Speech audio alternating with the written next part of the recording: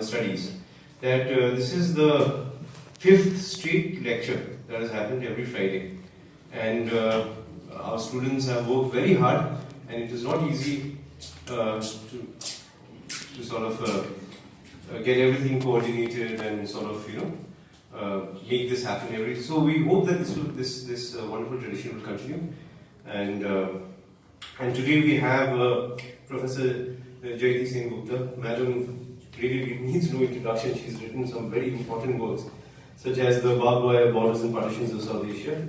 Madam is going to be speaking on Eastern Himalayan mysticism and narrative aesthetics.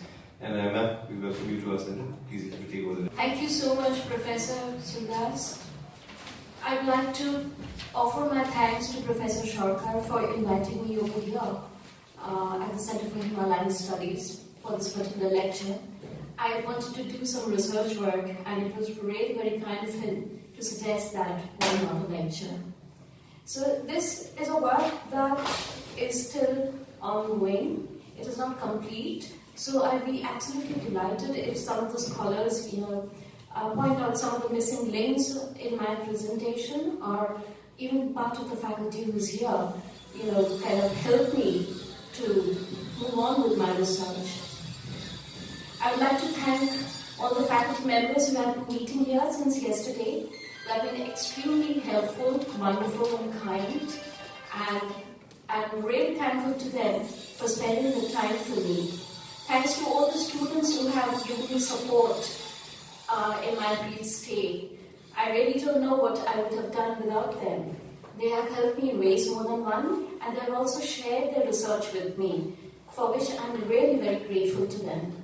Thank you so much. It feels wonderful to be here at the Center for Himalayan Studies. Now, the topic for my presentation is Eastern Himalayas, myth, mysticism, and narrative aesthetics.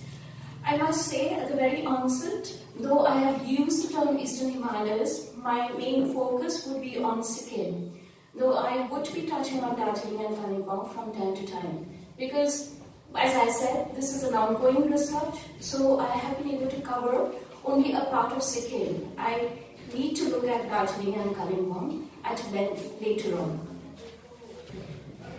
Myth, mysticism, and narrative aesthetics are not separate segments in this presentation. They're all entwined together and inseparable from one another. Myth, interwoven with mysticism, is part of the collective cultural memory of the Eastern Himalayas, which cannot be separated from the grand narratives of history. If we want to understand the emotional as well as the intellectual composition of these migrant race of men and women, we would need to imaginatively grapple with the stories of the origin, fables and songs related to the life and living, and the geopolitical history from the colonial times or before. As Chetan Raj Shrestha puts it wonderfully, this is a quote from The King's Harvest, the second novella in the book, and also the title of the entire collection comprising of 2 novellas is based on the second novella. It says, the tale that Taunton, who is the protagonist of the story, told his children of his origins and his fortune is one that cannot be told in his words, for those words are weary and taking their last breaths, spoken now by only a scattered few who cannot find the way to a common house. So it must be recounted in a borrowed tongue, which is English, as must the events that followed his departure from Lizen Z. These words will be embroidered by imagination. I would like to specify the phrase that he's using, embroidered by imagination and betrayed by memory, and should be tolerated only because they contain more prophecy than faith, and more faith than fidelity. Saul Mollard, while discussing the history of Sikkim, mentions clearly how important it is to look at the narratives of Sikkim, which are people's narratives and not necessarily always the historians. Moreover, quoting from Hayden White, he argues that history is constructed of the historian's own preferences and is majorly subjective. Speaking of narrativization and history, Mollett continues to support White's point of view that narrativizing of history could be problematic as a narrative has a story to tell and speaks for itself, whereas events in history do not speak, they just be.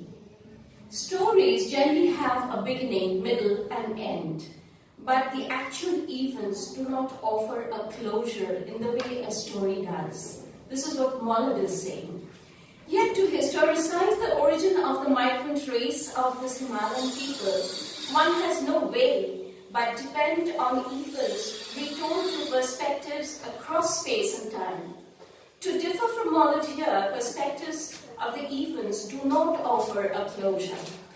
Rather, they offer a dialectics of history to reinterpret, understand the stories as best as we could through an embroidered imagination. Writing about Sikkim's historiography, however, Mollett follows an organic pattern.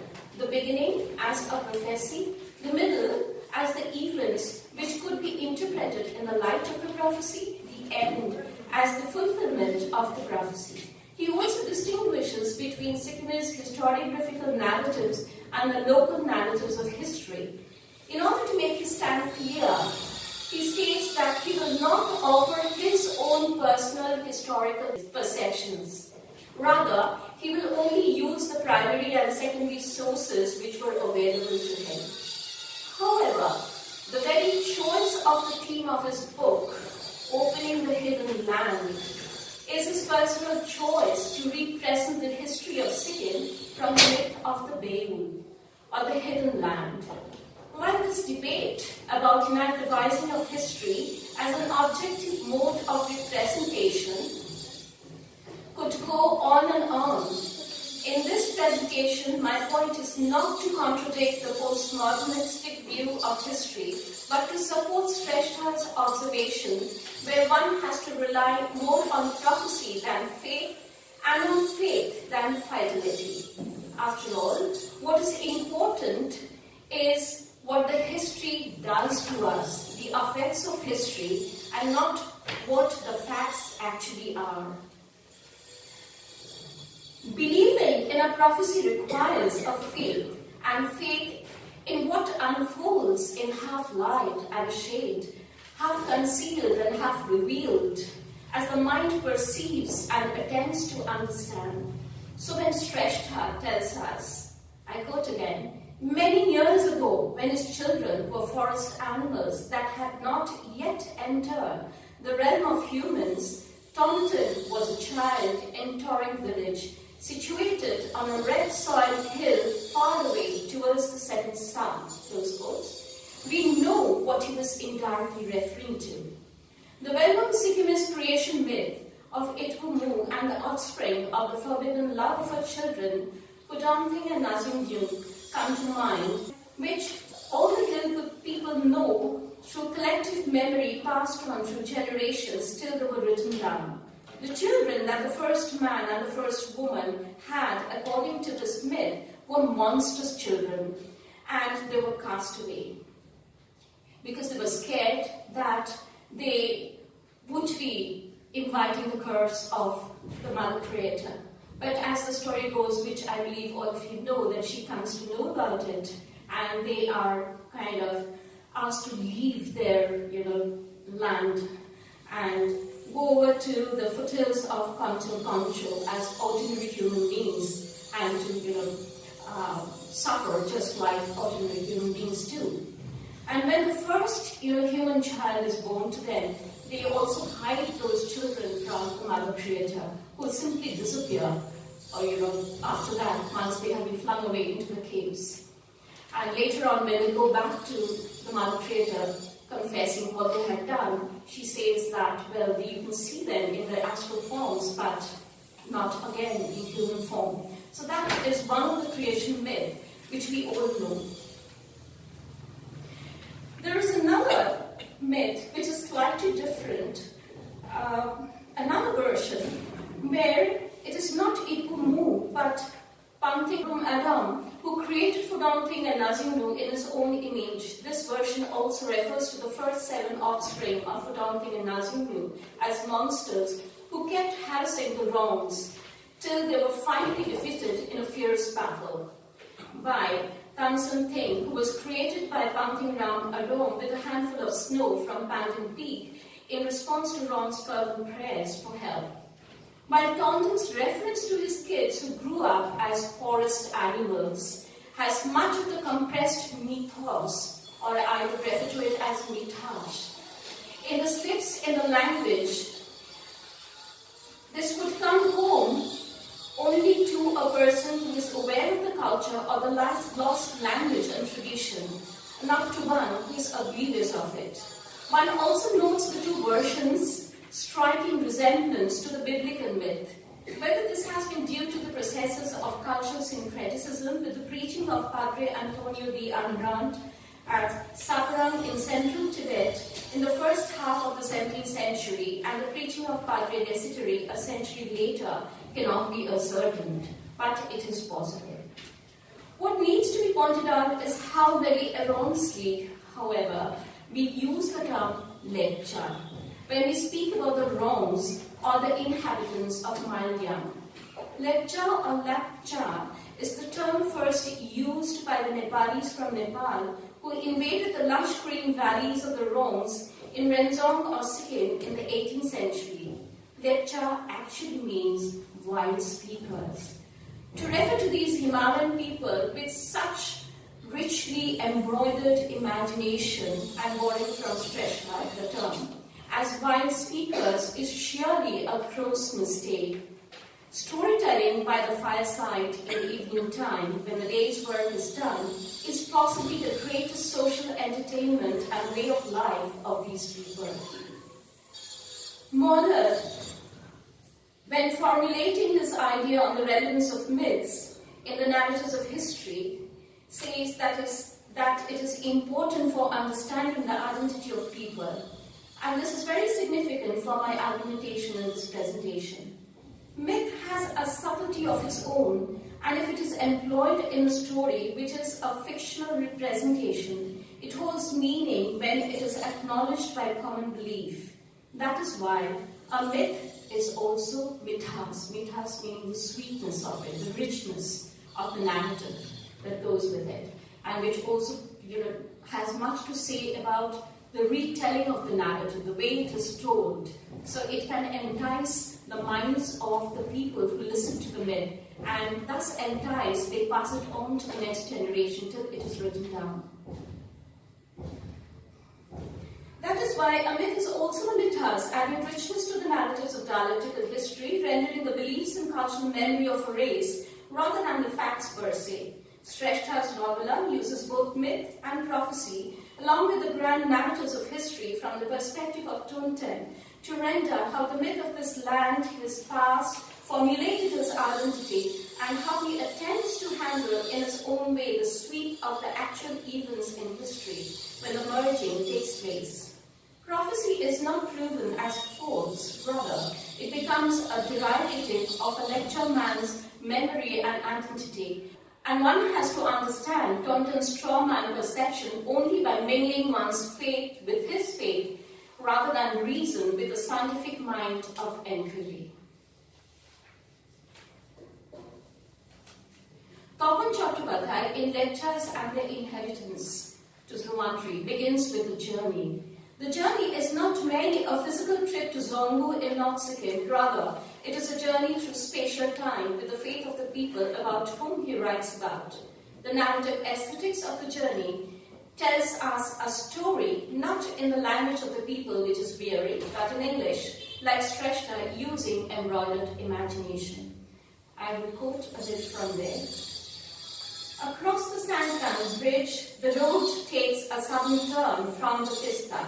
The azure hills beyond look serene and composed like the people it leads up to in Zongu. Above them, the snow-clad ridges of Pandan and Kanchenjunga seem to continue their fabled existence as tireless sentinels. The grains here are plenty, vegetation rich, lustily does the ground await germination. This is where the Rongs, who call themselves Kanchenjunga's children, celebrate the birth and brimfulness of the bushels. Here, even the chirp of the lovebirds, Tongklen and Karyak, acts like a metaphor. You can almost believe that the legendary tut, partridge, and the serpent will resurrect here now from the mythological past and lead you to these people's new place of abode, far away from mainland, just as they showed way to the forefathers ages ago to Nimayan Renzon, the new rocky land of a worthy folk, when they had to leave Mainland, obeying a divine edict. The tut and the serpent have become more than archetypal symbols in the wrong psyche and are in an inexplicable way irrevocably associated with these imaginative, nature-worshipping hillmen in search of an identity. Like everything concerned with their past, their Mainland too has a feeble anchor in the mythology as a place situated in the Talung Valley somewhere in the snows of Kanchenjunga. Close to this place, the sacred rivers Rongit and Tista, whose amorous misadventure brought deluge upon Renzong, had taken their birth. Yes, simple natural phenomena like an ancient flood or the confluence of two rivers at Peshawar near Kalimpong can excite the imagination and open the vista of another story. This is another fable associated with Ipumu. According to this myth, Rongit and Rongyu, a Krista, were madly in love with each other, and they chose to meet in a deep forest, Pajo, with the help of the serpent and the partridge. But it so happened that in one of the meetings that Rongit was late and Rongyu was absolutely infuriated, and she shouted at Rongit, and so Rongit, getting angry with Rongyu, turns his back and moves towards Sikkim, and this disparity between the lovers, brings on the deluge. But there are other versions about this deluge too. There are many other stories about the deluge too, and Dr. B. Cup tells us that there are 7 lecture versions besides the one which I just talked to you about. And in one of the versions, the children of Vagunting and Azumnu had forgotten Ikumu, and so Pamunbu, an evil spirit in the form of a wild serpent, blocks the waters of Rongit and Rongye, which brings about the deluge. There is yet another story referring to Kukamfo, the partridge among the survivors when the deluge takes place, who offers chi or fermented millet as oblation to Konchin, which makes the mother creator happy. And she makes Tandong rise above the waters. And yet in another version, the mother creator sends a pigeon as a ray of hope. The thirsty pigeon brings up the water, bring about harmony. So there are many myths which are connected, interconnected, which have similarities and which also have departures. And all of these myths, they are, probably the living imagination of the people, which is not dead, which is still being continued through generations, and maybe, and to say that this is just a fable would be saying that it is being untrue to the lectures, because folk tales are not meant to be facts. They are meant to be a figment of imagination, and they are meant to relate to the psyche of the people about which the tales are all about. So in that particular sense, their sense of truth is much more stronger than the historical truth. I'd like to refer to some of the other tales which I found in a book, the tale of the Mutanjis in the Zongu region. This was gifted to me while I was in Sikkim by the SILA, that is the Sikkim's Indigenous Lecture Association. And it so happened, like I'll just share a brief incident which happened in 2016 in the Zongu area. There was a landslide, if you recall. And there was a lake which was formed, and the government wanted to fill up the lake and rehabilitate the people in the same place. But it so happened that none of the families had actually suffered any kind of human loss. And so they stood up against the government saying this is a gift from Kanchenjunga, and so if we really fill up this place and make our home there once again, we are going to invite our curse. And I guess there was a terrible, outrage in Gangtok. The students of Sikkim University joined there to pull up funds, and ultimately they did not allow that lake to be filled up. So it is at that particular event, this book had come about, was published by Silla, and I had a copy of that. And there are some lovely tales. I'll just mention one to you. One is about Poon Song and the goblins Mulong Mang.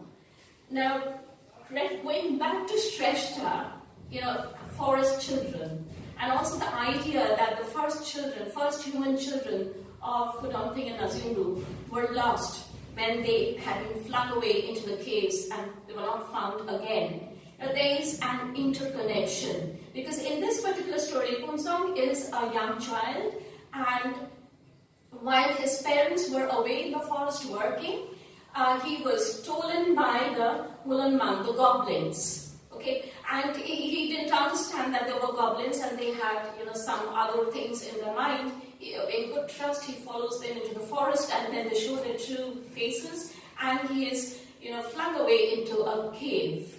And he stays there for 2 or 3 days, but somehow or the other, he manages to make his escape and come back home. Okay, just cutting a long story short, and he mentions the story, but it seems like after he's told the story to his parents, where he has been taken by the Mulam monks, he dies because his soul has already been captured by the goblins. This is one of the stories. And there's another story which speaks about the Aramposit clan, which talks about a human lover falling in love with a maiden who is the daughter of the servants. And he comes to know that she is actually the daughter of the servants when he wants to ask her hand in marriage. Anyway, but because he is too much in love, he, despite his fear of the servants, can withstand that with courage, and he is gifted not only with the daughter, with many other things as well. So that's another story, and the first offspring of the human, lover and this servant, daughter, at the beginnings of the Aramposit clan. So there are many other stories. The name is Kambi Mu, the Meets of Mutanju, published in Tuzromansik by Sonam Romju, lecture. There's also a story which I must be telling you the stories which are very well known to you. There's also a story which is about the origin of the Damfu. Why I'm mentioning it is because all these stories are closely related with their lifestyle. And Damfu is one of the most, important aspect of their daily life and living, because the hill people are very musical people, being close to nature maybe. So the story of the Damfu, here's a song which I want to, show you. This has been translated by Gaurav Taman, who was a student of mine, and he had worked on Nepali folk songs. So this is a translation, and which briefly talks about the Damfu and how it is made. But I'll give you the story. The story is about Peng Doji, who wanted to please his beloved, when his beloved was enticed by a deer in a forest. So he killed the deer. And so the beloved was very angry. Why did you have to kill the deer? It's so lovely. And in order to appease her, with the hide, he made the Damfu. And, listening to the sound of the Damfu, once again, the beloved could be appeased, and everything was in harmony, in perfect harmony with one another. So this is the story which is associated with the Damfu, and here is the Nepali version as well as the translated version about the Peng Doji. Before I move on to the narratives of the sacred stones, I have a bit to say about the water bodies, mainly the Khechupalri lores. All water bodies in Sikkim are sacred, but Khechupalri is the most sacred of all. The myth goes back to the sacred Beul, or the Valley of Hidden Treasures. When Padmasambhava from Tibet exorcised the evil from the land and blessed it, the land became sacred. Padmasambhava had conceived innumerable scriptures or chos, bells, nor sacred objects wanton in Beul. He was seen in Hungary in a full moon lunar eclipse time once when he had blessed the entire land.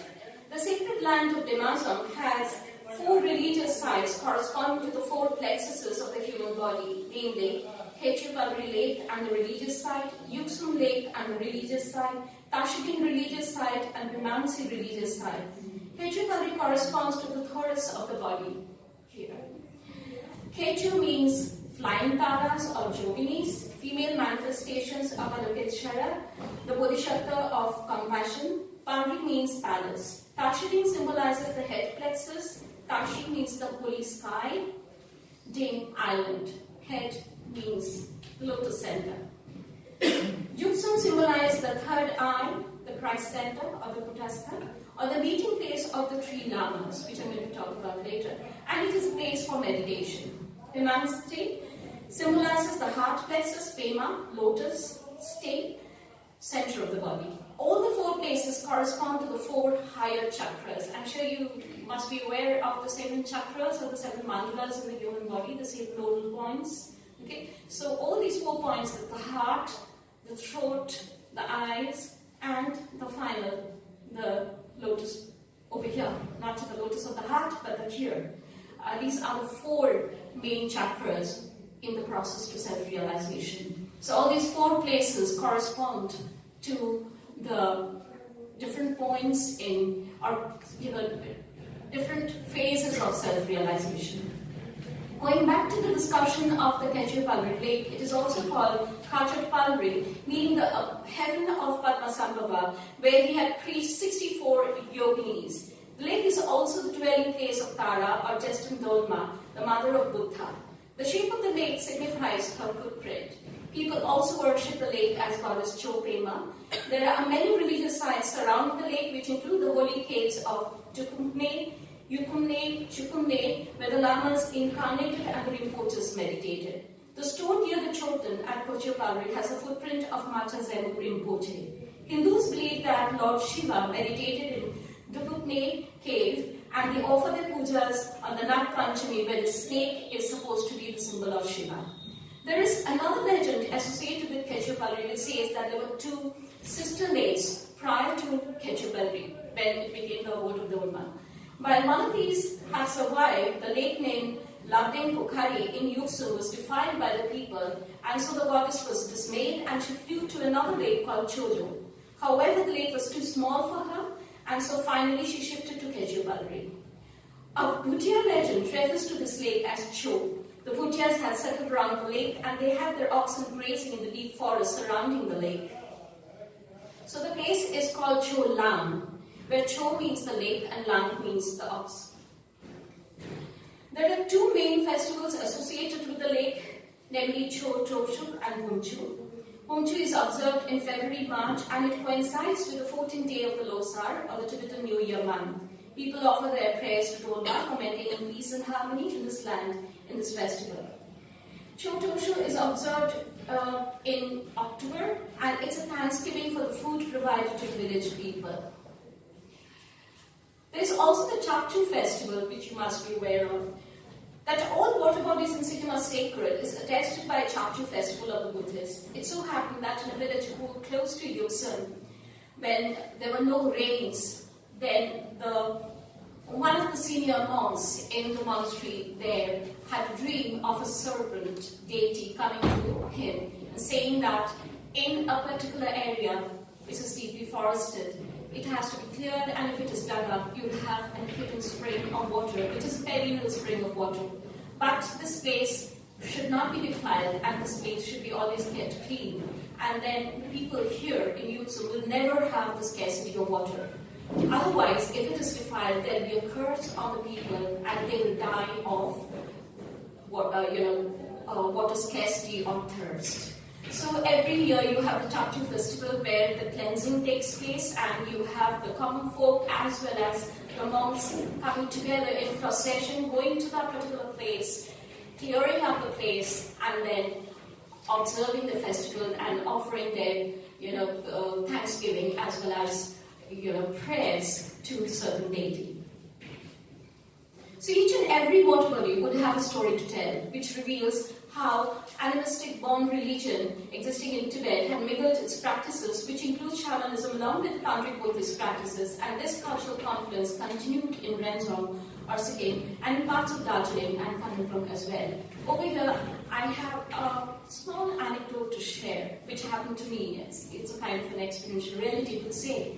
It so happened that me and one of my students, we were having lunch together, and it was chicken fried rice. And she could not take the whole of it, so she carried it along with her, and we parted ways. She went down the road, and I went up the road. And it's only towards, 9 in the night, she sends me pictures of rashes on the skin. And those rashes are right under the skin. And she doesn't know what exactly is happening to her. By morning, the rash had spread to her entire body. So it was some kind of poisoning that was happening. She went in for all kinds of tests there in Gangtok as well as in Siliguri, and nothing could be found. And ultimately, I don't know, she had taken reports to, a shaman there. Not really a shaman as she had described to me, because it was a Buddhist shaman, that's how she put it. And she had to do pujas for every Tuesday in a particular month. And the last Tuesday of the month, she was absolutely cured. And there was no logistics actually to, prove exactly what had happened to her. And this particular pujari told her that she had actually invited the curse of the serpent, because the place where we were standing for, at the crossroads, she moving down and I moving up to catch a taxi, had two mountain springs, and there were two shrines, and we didn't know that those were the snake shrines where puja is offered. And she might have defiled the place, or maybe something must have poured out of her bag of the chicken fried rice that she had carried, and so it seems like the snake deity was angry with her. So, there are many things which happen probably, as part of the experiential reality while staying there as you move in to the culture as an outsider, for which you do not find reasons. And you cannot possibly explain it with your reasoning faculty. So once again, you have to go back to alone rather than fidelity. Now I come to the narratives of the sacred stones and megaliths at the sacred summit. The Roms had not only considered the water bodies to be sacred, stones too had a significant role to play in the beliefs, rituals, and codes. Among the most well-known among the stones are the Sadalongs, or the black granite stones, which we refer to as thunderstones, as gifts from the thunder god.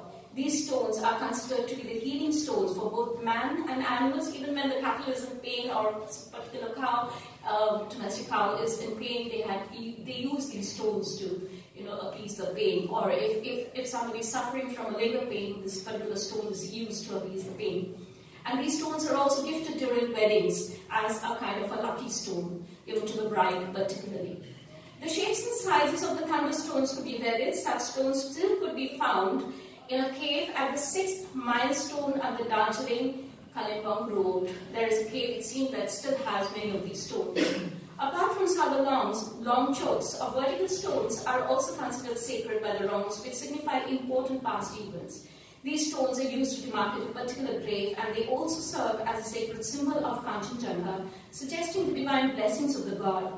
There were, as evidences suggest, some 10-foot long chokes near Darua Bharat in the Rongvik Valley near Darjeeling, and few still exist at Kavi near Gangtok to signify the blood treaty with Khaegumsa and the subsequent Tibetan hegemony in Sikkim. Pema Wangchuk and Mita Zulka, in their book 2007, Sacred Summit, refer to the Kanchenjunga as the original big stone.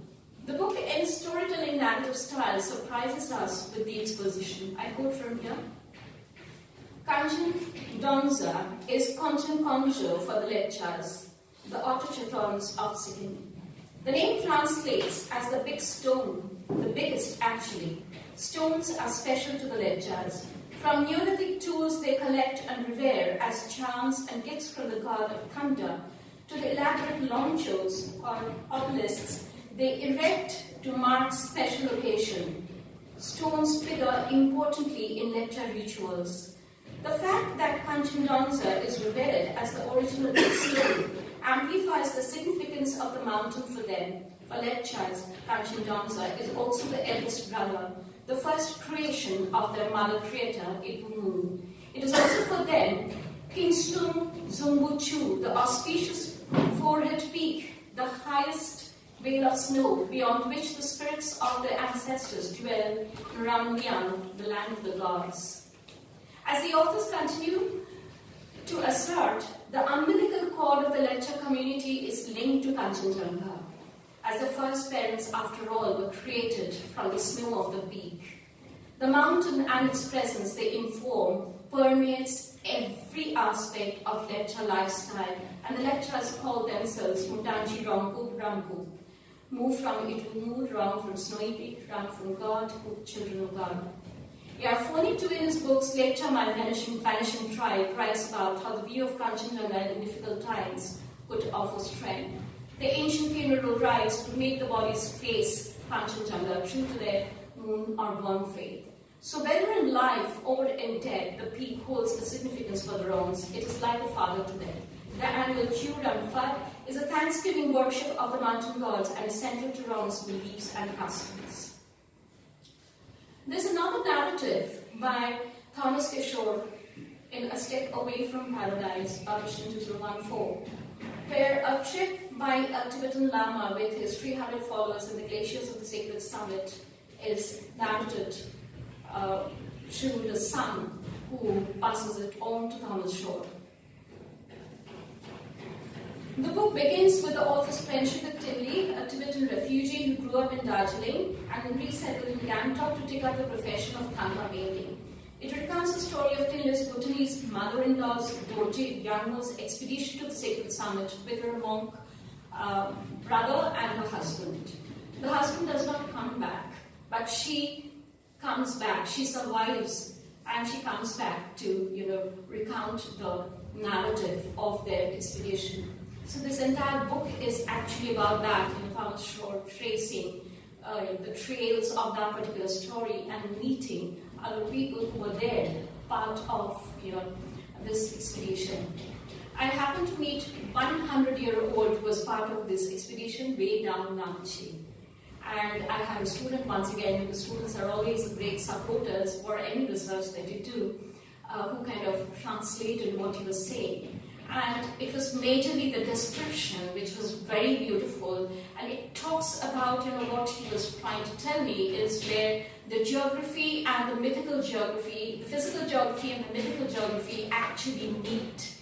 And there is possibly that mythical lake which you have to cross in order to reach that particular sacred summit, and that is where the disaster had happened.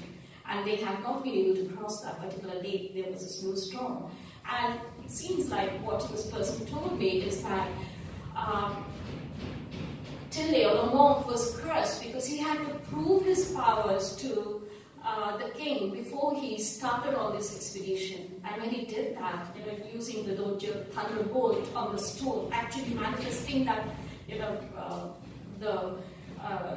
that thunderbolt there, had taken away a lot of his strength, and he lost a lot of his strength, and for that probably he was not able to make it to open the cave there in the Kanchenjunga flanks, one of the hidden gates to the Bengal land. It's a marvelous account, and if you haven't read it, please do. So, following the trail from the story, the author meets the monks, Tulshuk Lingsan, Unasam, who explains to him the symbolical significance of his father's name, Tulshuk Lingpa, which resonates with the Padmasambhava of the 18th century visionary, who opened the hidden land of Sikkim according to the Torma text. Lingpa was a Turton, and the story unfolds how that is traced. How parvas, or Tibetan ritualistic daggers, could be materialized from dancing grains of rice. This is a quote from the LGB. And how his father's parva glowed with the onset of a thunderstorm. While these are myths formed from faith, they are true stories as perceived by those who have faith and believe in a prophecy. This brings us back to Mollard's hypothesis about constructing histories about the hidden land. I'll briefly talk about this because I guess all of you know about the opening of the hidden land and the myth of the Gaya Bunsa. How many of you know over here? No? Or should I tell you the story? Do you want me to tell you the story? Okay. P.K. Mishra, in Archaeological Explorations of Sikkim, studies the nature of the stone tools discovered from Neolithic sites in Sikkim, which have similarities with the Huaybian culture of South Central Asia in 10,000 BC and Sichuan and South Chinese culture in 8,000 BC. This suggests that there were several phases of migration before the lectures migrated to Sikkim in 5,000 BC. Due to the lack of clear-cut evidence, one has to rely heavily on the terma, or the hidden treasure of the Buddhist texts, which the Padmasambhava had hid in mountains, water, the mind of man, and whereas the forests. Yeah.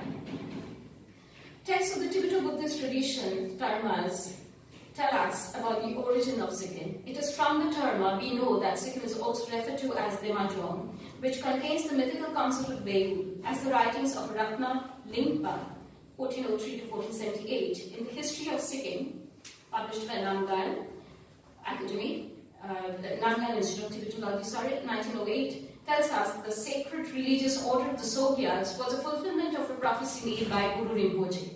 The history of Sikkim and the Gazetteer of Sikkim, Drizzly, suggest that the origins of the Namgyals could be traced to a certain Mennonite prince by the name of Guru Tashi in eastern Tibet during the 13th century.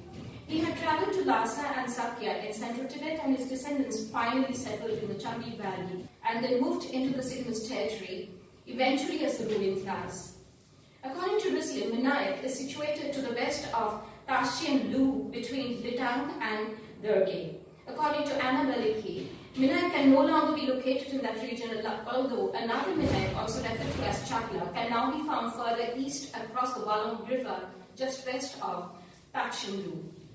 Elliot Sperling asserts that the ambiguous origins of the Namgyal dynasty could be attributed to the Mennonite region of Khans and the Tangled state of Gaminyan in the Xixia kingdom, which was destroyed by Genghis Khan in 1227.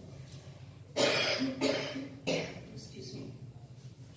The history of Sikkim, however, traces the origins of the Sikkimese kings to a Tibetan king by the name of Krisrong Devshan in the 8th century, who has 3 sons, from which the eldest son and the youngest son ruled Tibet at various times, while the middle son, Murab Tangspoes, said to have traveled to eastern Tibet and established a kingdom in Kham-Benite, where his descendants ruled for 25 generations, and it is from him that the Sikkimese kings are believed to have originated. There's an account of a prophetic vision by a local deity, Buddha, which directs the descendants of Mennonite dynasty to abandon their present location in order to go in search of the hidden lands to the south of Tibet, to Demajong, that is Sikkim. So Guru Tashi, along with his family and 5 sons, leave Kham Minai and head towards central Tibet to discover the hidden lands. Upon reaching Lhasa, the prince goes to offer prayers to the statue of Guru Sakya Muni, and there he has directions from Sakya Muni, where the statue of the Jogo speaks to him and is told to proceed to Demajong, where his descendants are destined to rule the sacred land according to the prophecies of Guru Rinpoche. The prince then proceeds to Sakya, where a monastery is being erected by the hierarch there, and he was not able to erect the 4 columns. So the son of Guru Tashi shows immense strength, and he helps to build that particular monastery. And so,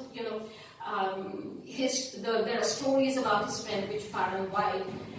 And then finally, you have Gem Buncha, that's the name of the son, who settles down in Chambi with his wife, and after 3 years, he is not able to have children. So, how to have the prophecy come true? So, he's told that there's a lecture wizard chief, Tegomtek, who can solve his problems, and he kind of sorts it out, reaches out to him, and there are some rituals which are done, and finally he has 3 children, not just 1, 3 male heirs.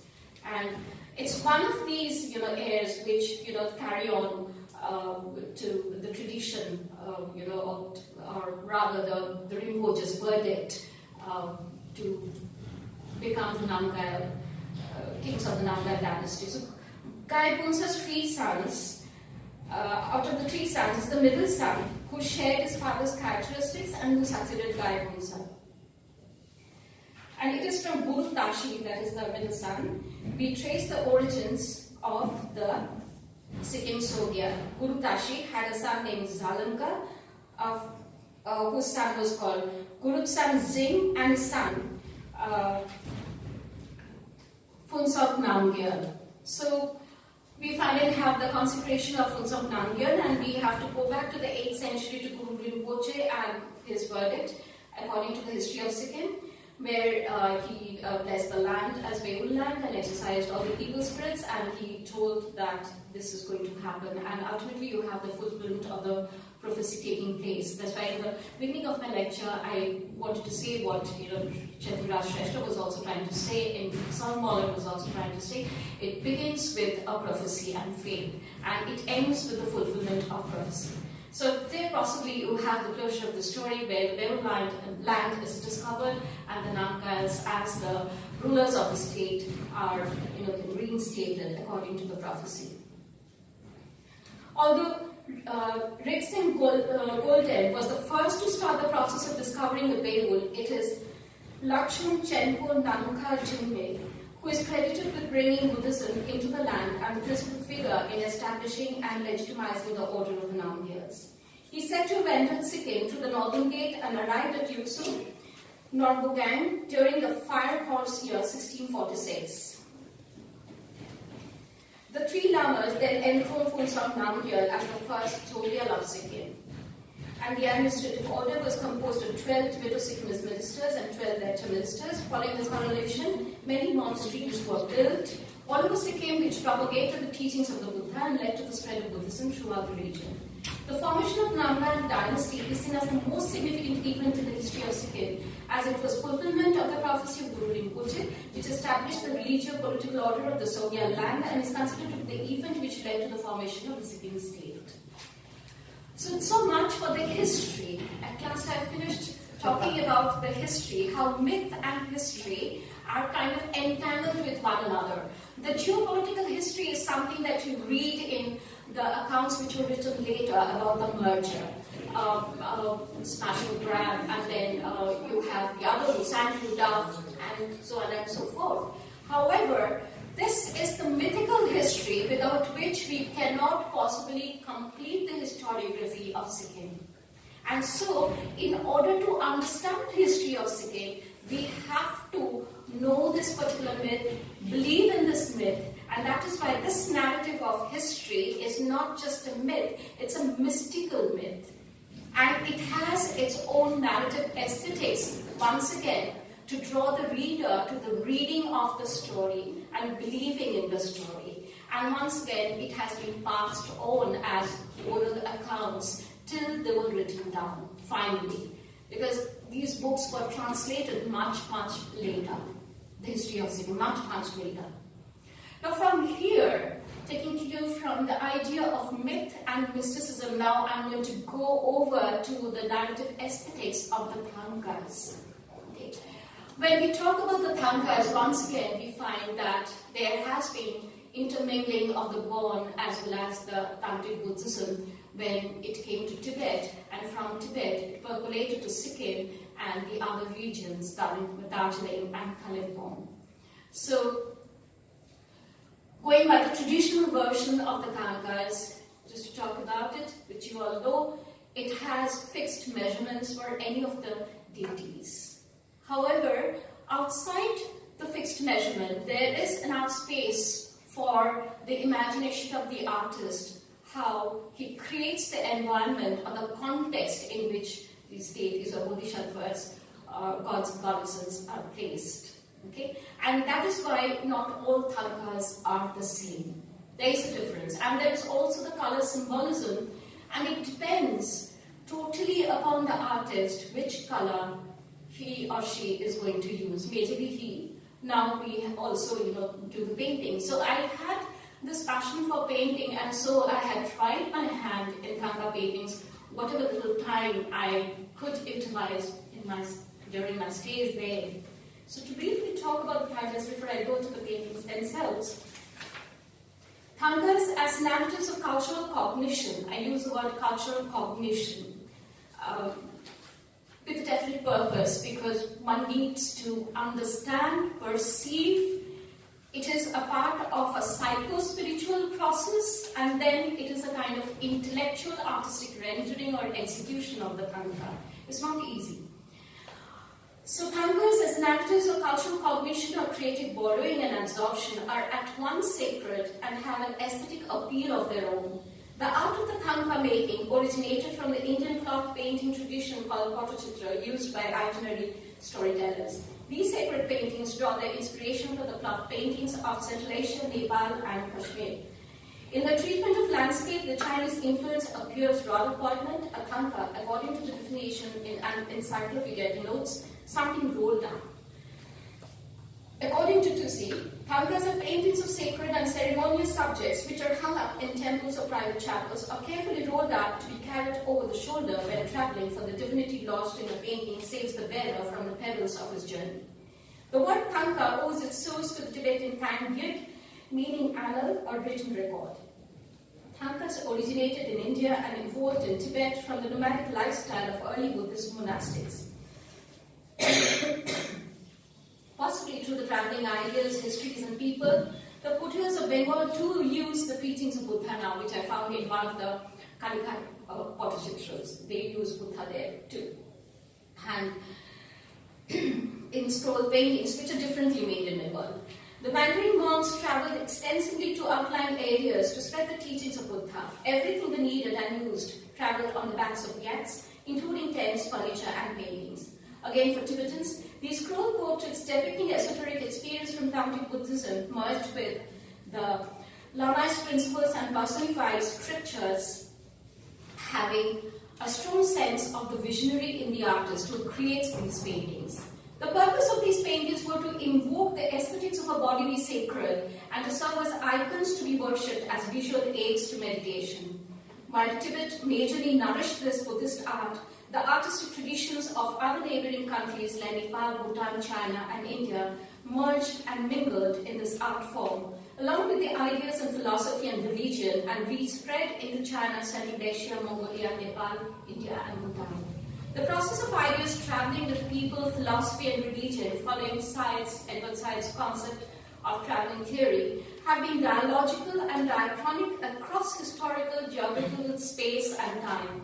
However, tankas could be categorized as Skuten, it's R-T-E-N, that's how it is spelled. Tankas or the narrative paintings portraying the life of an enlightened saint, as the tankas on the walls of the Buddha Park in Rawang, just as you have here.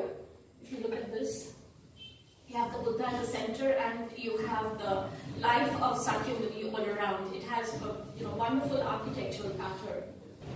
So these are also referred to as biographical paintings when they, the paintings are about the Sakyamuni's life, from how he becomes a Buddha. The other type of paintings are that of sacred figures, just like you have the Bodhisattvas, okay, or the mandalas. Within a pure realm, which are called Rattan paintings. I don't know the pronunciation. If there's a person who knows Tibetan, maybe could correct me. A mandala is Arten, R-T-E-N, as it is spelled. The syncretic tankas, as they be called, are the ones where Hindu or Bongo deities have metamorphosed into Buddhist deities or tankas, which continue with the strictures of measurements and also for space for the artist's imagination.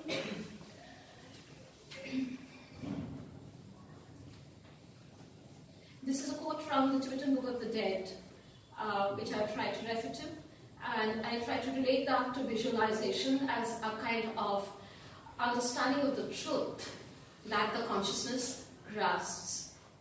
Now, once again, going back to Buddha Park, because I was allowed to take pictures there. Inside the monastery, you're not allowed to take pictures. So that's why I could use this. So what is very interesting is the inner and the outer concept which are found, in the architectural pattern. Over here you have the Buddha at the center, and you have the Sakyamuni's life, which is kind of depicted all around. Okay, and what seemed, and this is my perception, what seemed interesting to me is when the Buddha is in his meditation, you have all the yoginis, you have all the bodhisattvas around, which would correspond to the idea of the rasas, they are just, emanations of the self in various forms that he was going through till he reached the sunyata. So these are like rasas, which he had, the realms which he had to enter before he crossed the 6, borders to become a Buddha. This is how it is. These two paintings are by Romeo Shrestha. So he's supposed to be the 13th incarnation of the painters in Nepal. So that was something, it was like a prophecy that he's going to be a monk and he's going to be a painter. But Romeo Shrestha's painting, some of the other, has a lot of light. That's why I've used these two, one is on enlightenment, this is on enlightenment, and this is on abundance. Okay? So this is easy to understand because he is using bodhisattvas over there and he's also using the mandala over there. Okay, I'll not try explaining that to you because that is too complex, but here it kind of resonates with the concept of the 1,000 enlightened Buddhas which is inside you. It kind of relates to the 1,000 splendid suns which you find in every religion.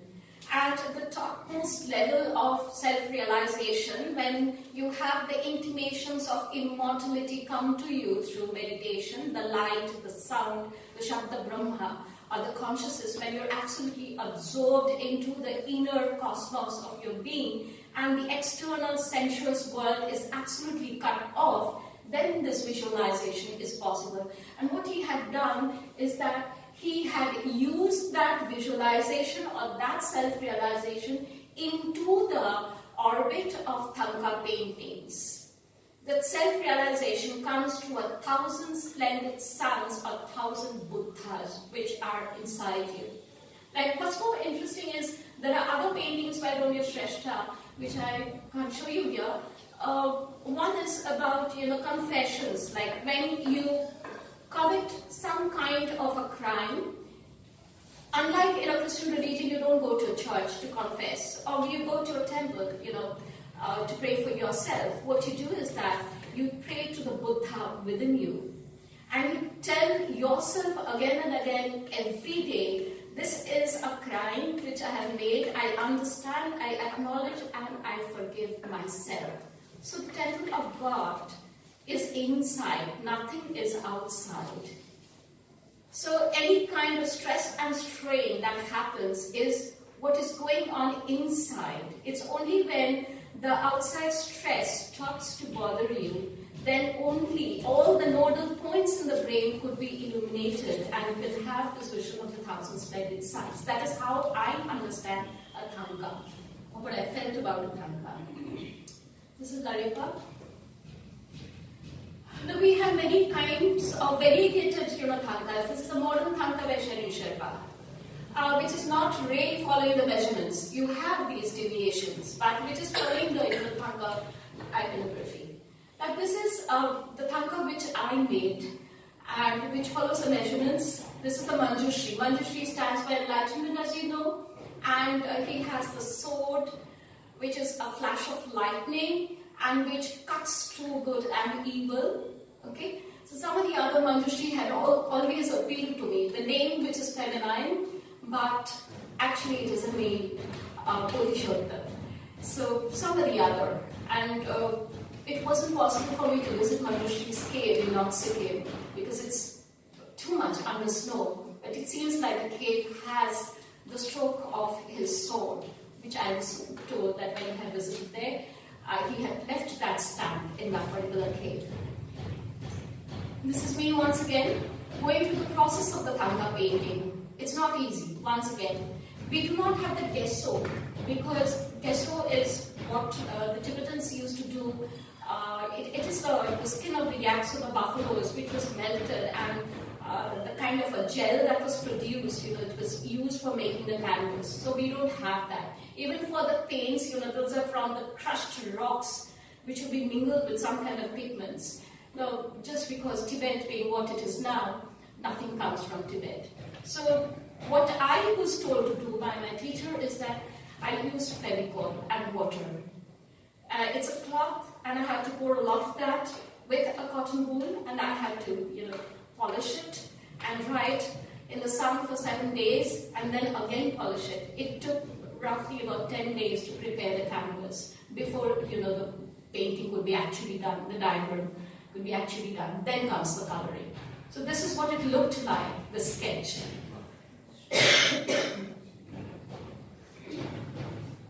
I don't know whether you can see it. Manjushri has the measurements, but this is part of my imagination. Here you have a woman worshipping the deity. So this is outside the orbit of the traditional tanka, the space that my teacher said is given to you, where you can exercise your imagination. So this is the space which you can use as the context to place your tanka. But this is not, I do not offend any of the traditional, kind of thinkers, because I believe every painter had used this particular space for their imagination. That's why local tankas are the same. This is the completed tanka. It was done. This was my youngest teacher, Lakshman, who helped me, with the preparing of the canvas, and also taught me how to use the paints. This is where he was teaching me, how to do the lettering. And the tools which I had used were very simple. It was a broken pen, the nozzle of which was used so that it comes very smoothly. The lettering comes smoothly. You don't get this in the market. This was my teacher. I'm showing you the tanka of Radful Kalasakra, and this is the other tanka painting where the two, deities have come together, merged together. Is this one? Yeah? I'm not too sure of that. That's just slightly different. Could be possible.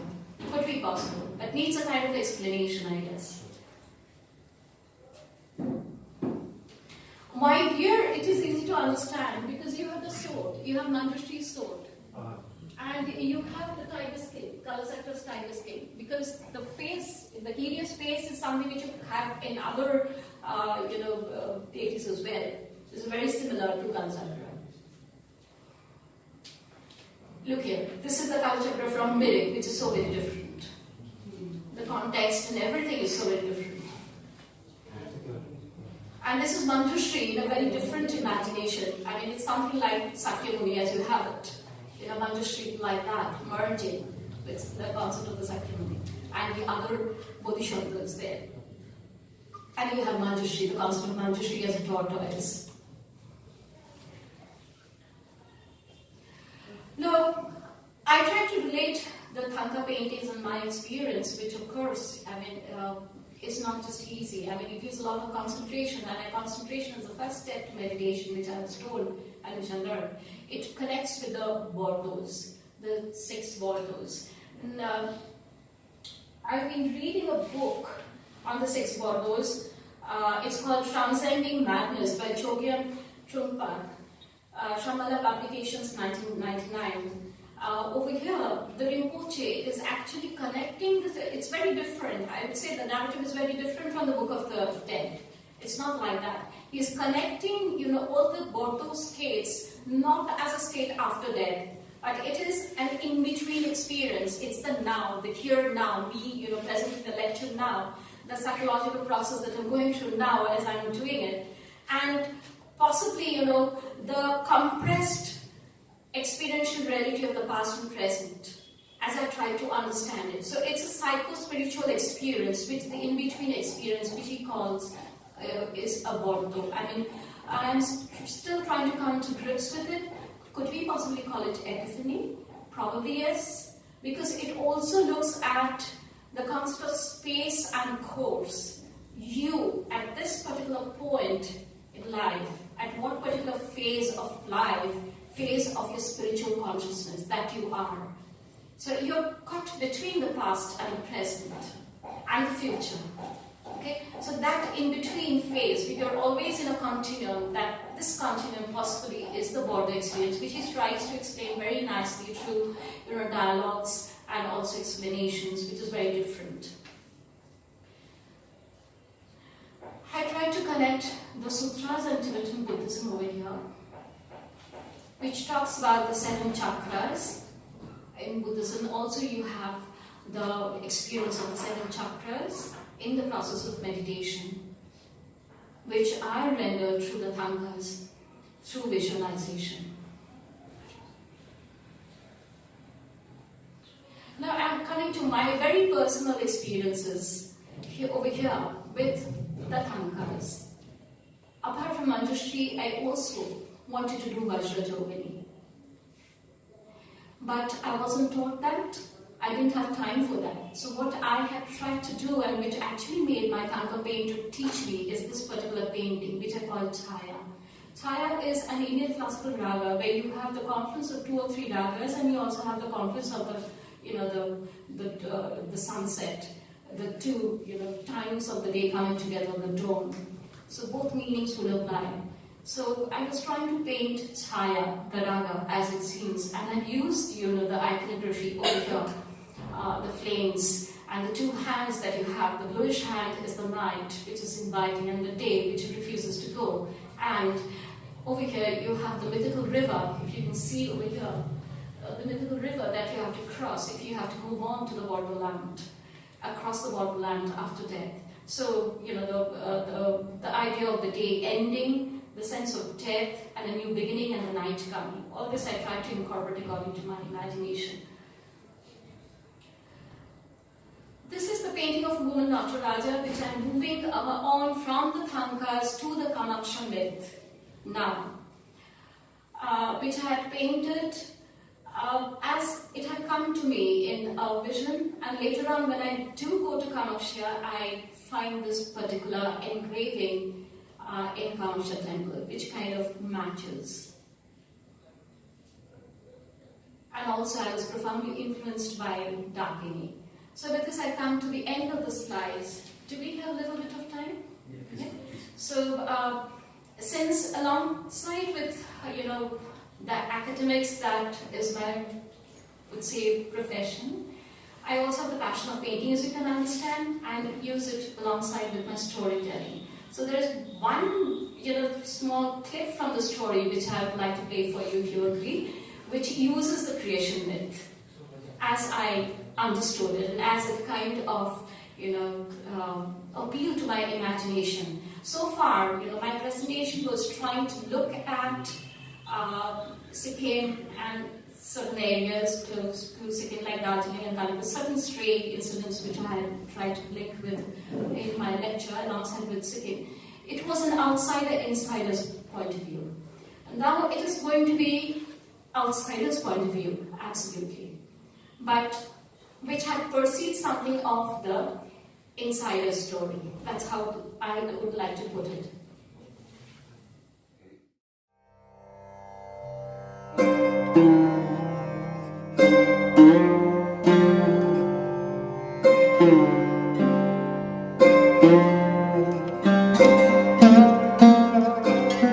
She gave me her sun-warming smiles, her flowers, her thoughts in rhyme, her past woven in darkness and shine, her future which was mine.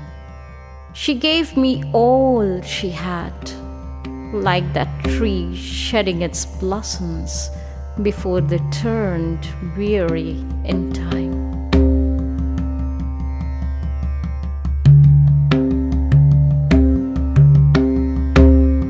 The gory locks of the mountain god was spread across the blanket of dim stars in the fading night. You could hear him dancing to the rhythm of the madil and machunga echoing in the hills. His eyes were wine red, his lips half parted in ecstasy. The pines and coniferous tips swayed to the rhythm of the Damfu beats. If you were new to this world of the mountain kingdom, you would wake up to the sound of the madal beats suddenly in those wee hours. You would find then that the shades of thinning night, weaving shadows of shameful light and delight. With the final blast of shiverlight cracking through the misty mirror, all would be gone. The music, the gory lux of the mountain god in his dance, the color chakra's uncanny eyes opening in a wide grin, which seemed to say, "Oh, there you are, I have caught you in the act." The maiden yielding to the embrace of a lover in rapturous desire, her eyes half cast in shame and uncontrollable longing, his arms lustily clasping to his breast the loveliness in her prime. All would vanish into thin air.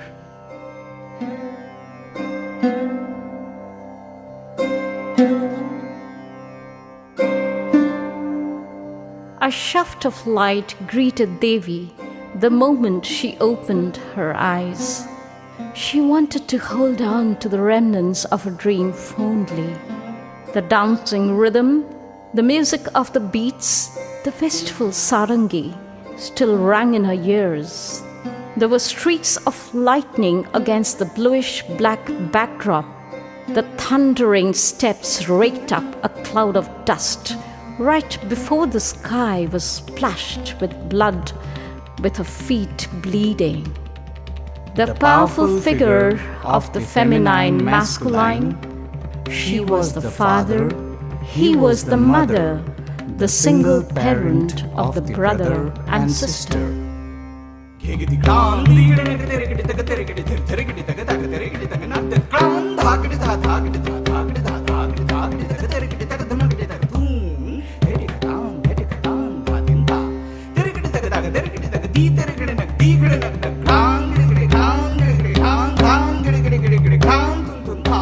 That's why I stopped it over here. So this was my recreation of the, Sickness creation myth. Now I'd like to go on to another perspective.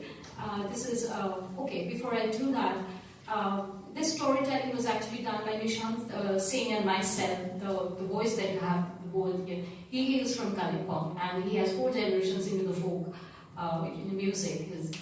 And when I told him about the story, he said that I simply love it and I'll do it with you. So it was a joint venture. Now I move on to another presentation by a friend. This is a film called Painting in Time by Sharbojit Chen, which won a national award. So a few clips about he's a painter himself.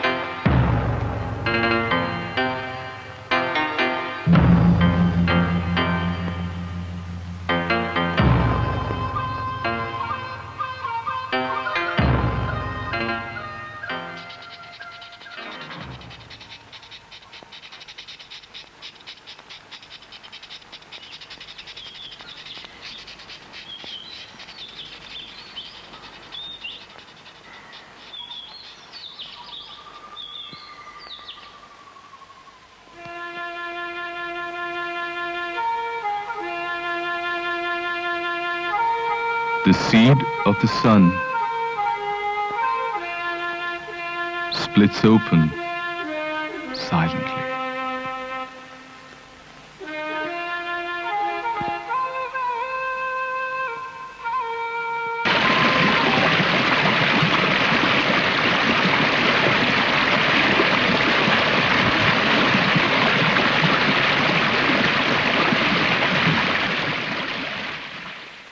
Sikkim.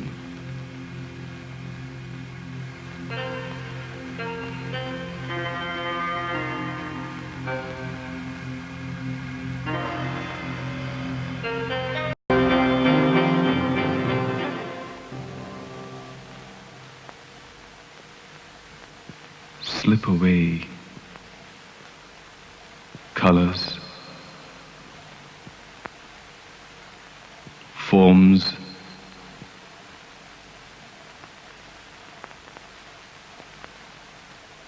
faces, faces known and unknown, linearity, surfaces, flat. From space to spacelessness.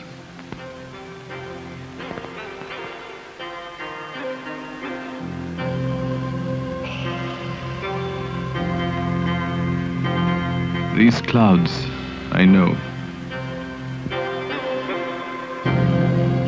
The same trees.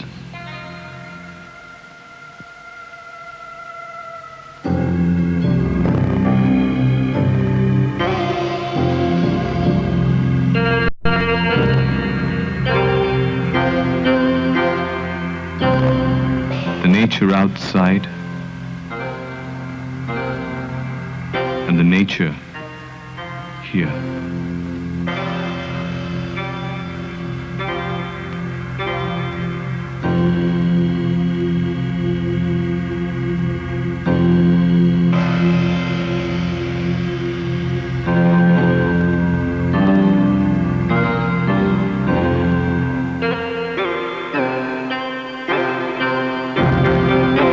Brush strokes gaining motion.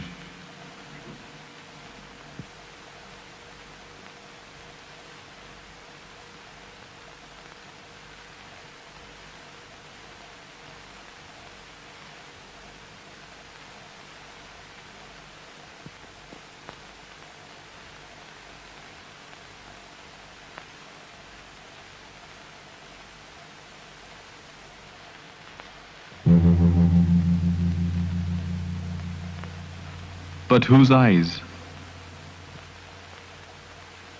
Brushes? Whose?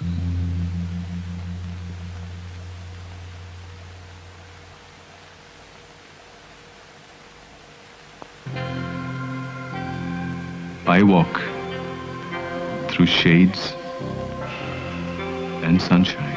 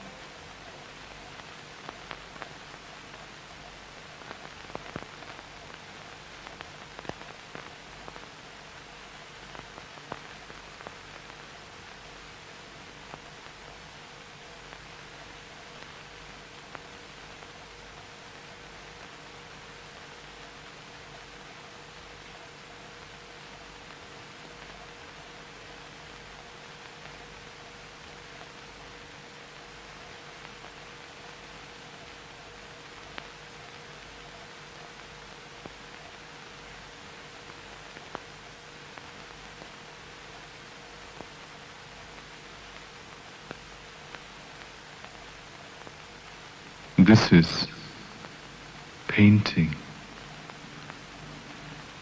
And this is not a painting. This is faith. Faith woven into painting.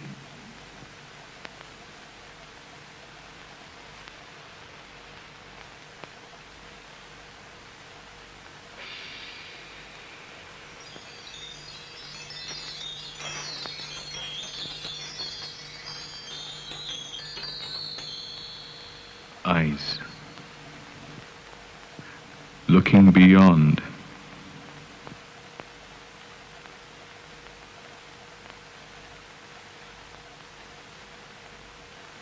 The lines meet where the brush flows.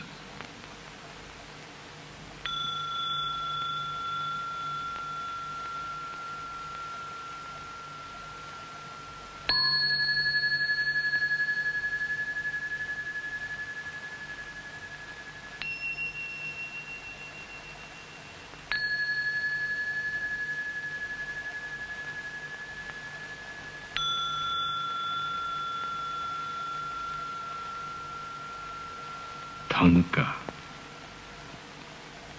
an image of light and life.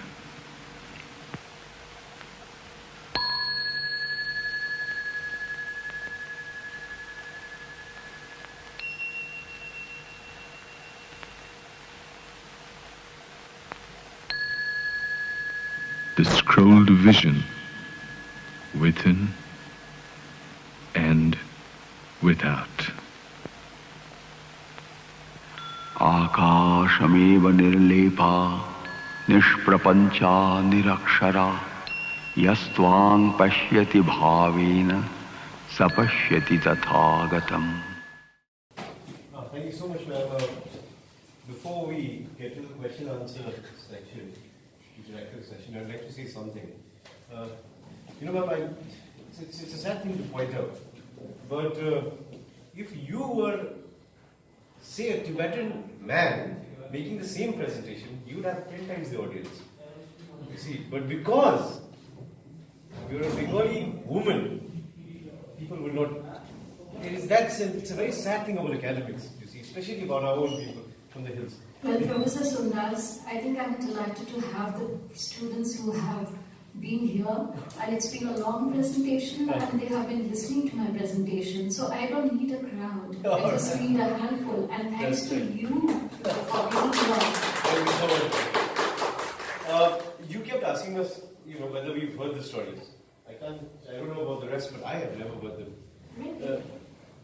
Because I thought I was repeating myself. No, we never heard them because we use these things to I get. would also like to mention, I am very much indebted to Gaurav, whom I had mentioned. Yeah, and I'm also indebted to Karma Chogar Bhutia, who was working on the cultural fishes recipe, and he was the one who actually managed to get all the research materials. Just as you said, being a Bengali and being a woman, sitting papers were denied to me, but he had access to that in the palace quarters. We call this institutional patriarchy. Yeah. Ma'am, the thing is, because we like to use thankas and these stories to push our case for the ST status and boards, but I don't think we've, I think we haven't understood the depth of what you have brought in front of us today. So I really thank you for that.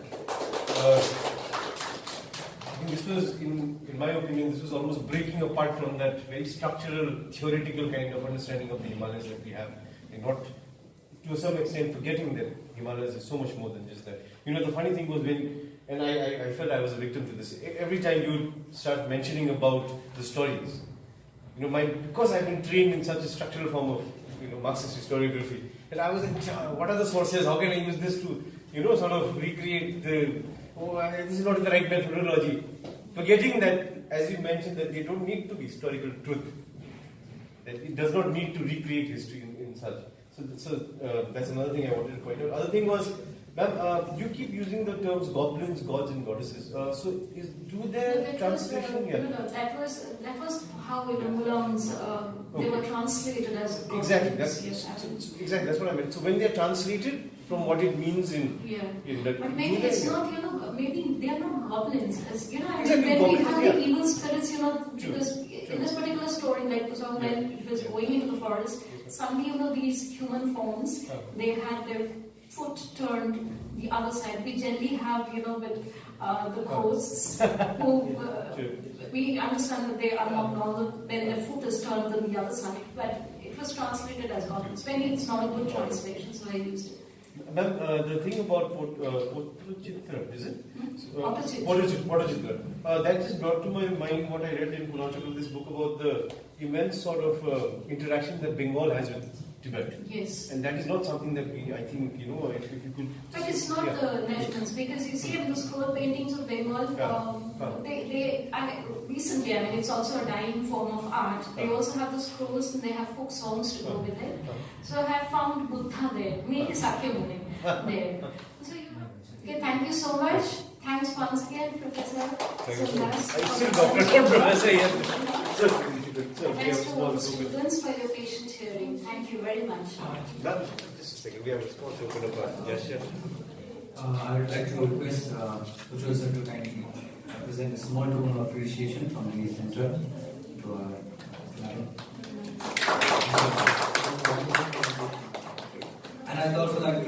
request Sumana student to guide with our traditional khatha.